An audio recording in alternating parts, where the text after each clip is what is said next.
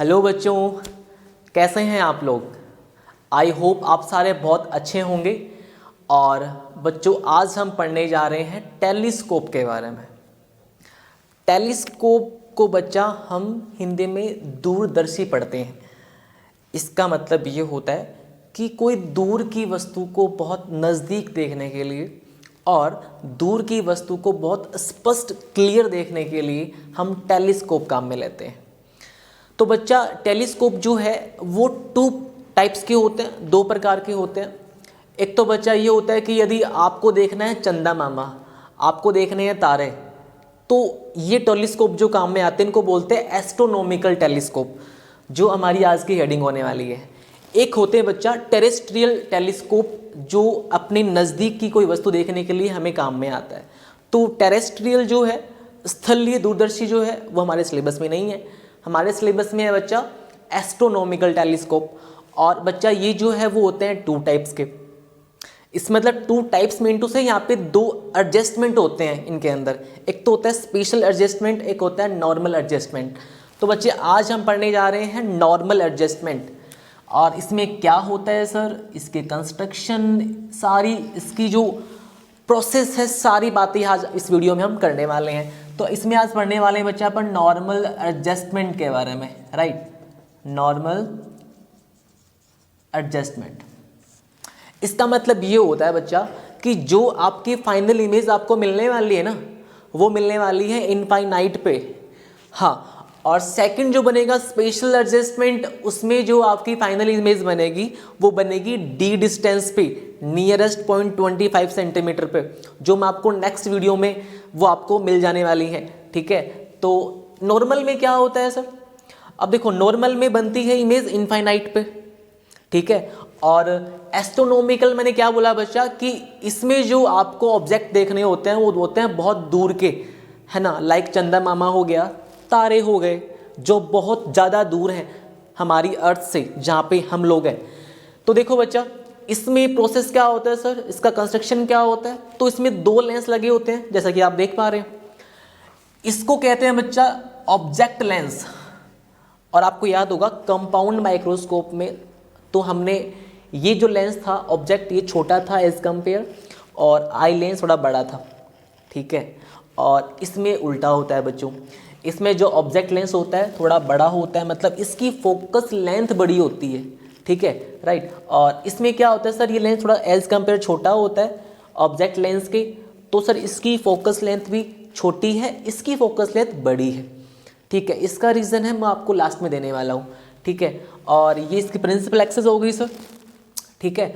और देखो रेज जो है वो प्रिंसिपल एक्सिस के पैरेलल ना आके, क्योंकि आप जिसको ऑब्जेक्ट से जो आपकी रेज आने वाली है, लाइक मान लीजिए स्टार से आपके पास रेज आ रही है, तो प्रिंसिपल एक्सिस के पैरेलल नहीं आएंगे बच्चों, वो तो कुछ एंगल से आएंगी ना, क्योंकि वो ऑब्जेक्ट तो ऊपर है, कुछ हाइट पर है, ठीक है। तो मैंने क्या माना कि सर वो अल्फा एंगल पे आ रही है प्रिंसिपल एक्सिस से।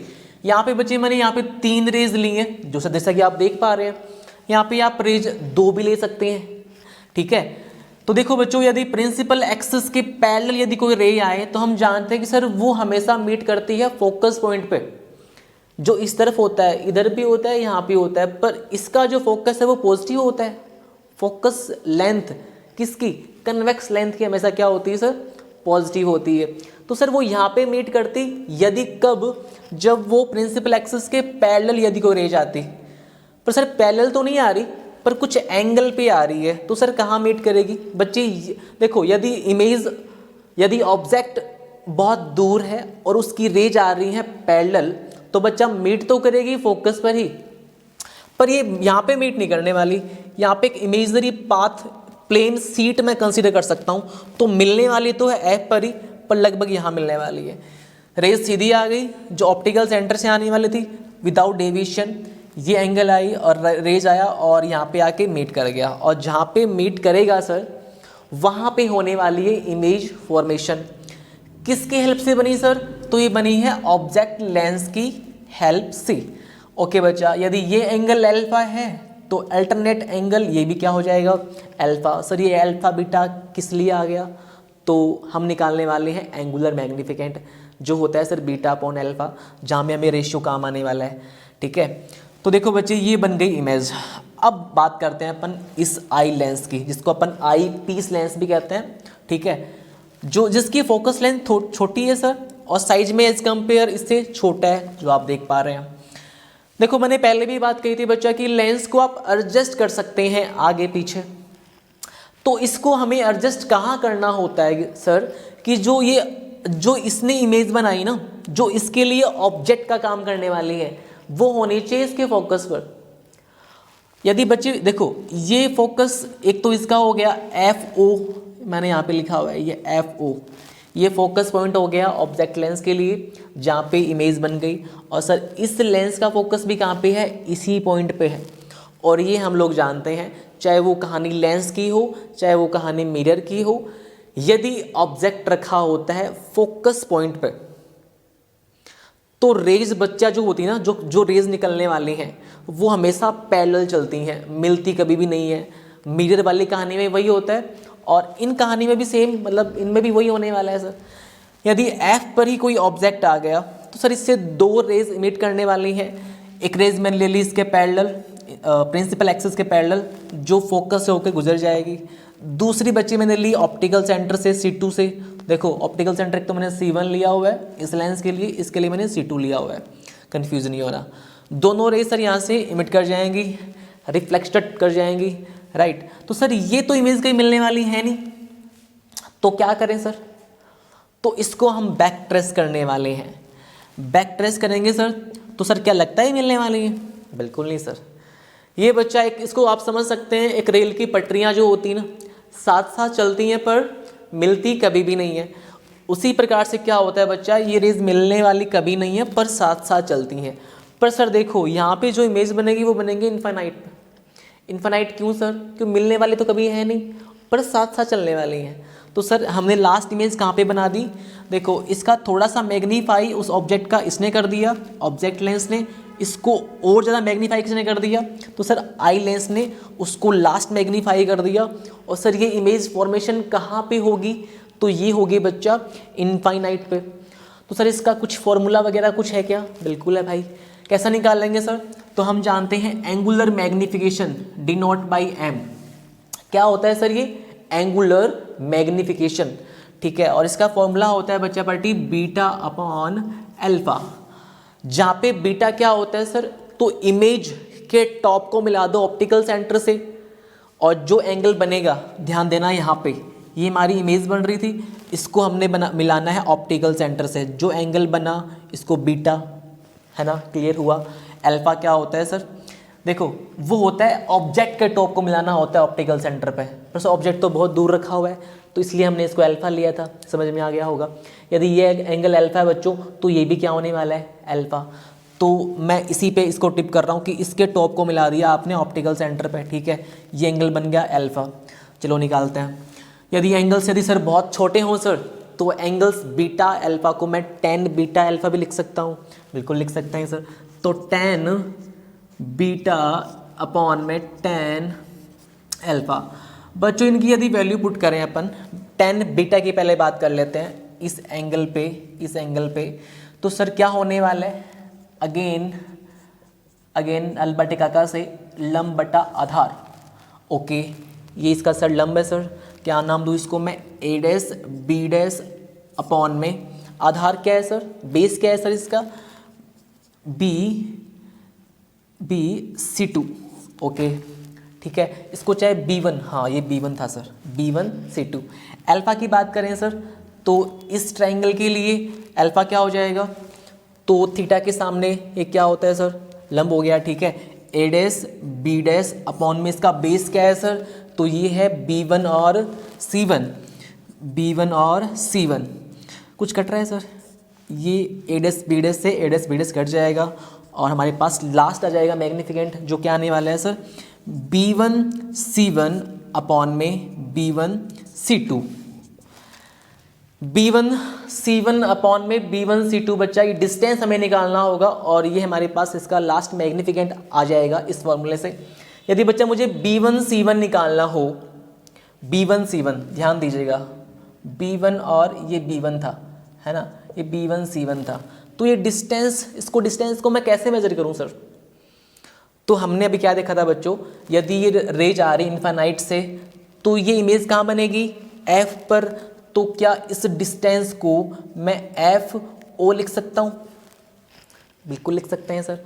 और इस लेंस के लिए ये ऑब्जेक्ट जो था वो कहाँ पे था, तो बच्चा ये भी कहाँ पे था, इसको मैं एफ ही लिख सकता हूँ। ये फोकस था आई लेंस का, ये फोकस था ऑब्जेक्ट लेंस का। और आप देख भी पा रहे होंगे कि ये फोकस बड़ा है क्योंकि लेंस बड़ा है, इसका फोकस छोटा है बिकॉज ये लेंस छोटा है। ठीक है, तो इसको मैं क्या लिखने वाला हूँ, B1C1 को क्या लिखूंगा बच्चा, F O upon B1C2। B1C2 ये डिस्टेंस, तो इसको क्या लिख सकते हैं अपन, एफ ई।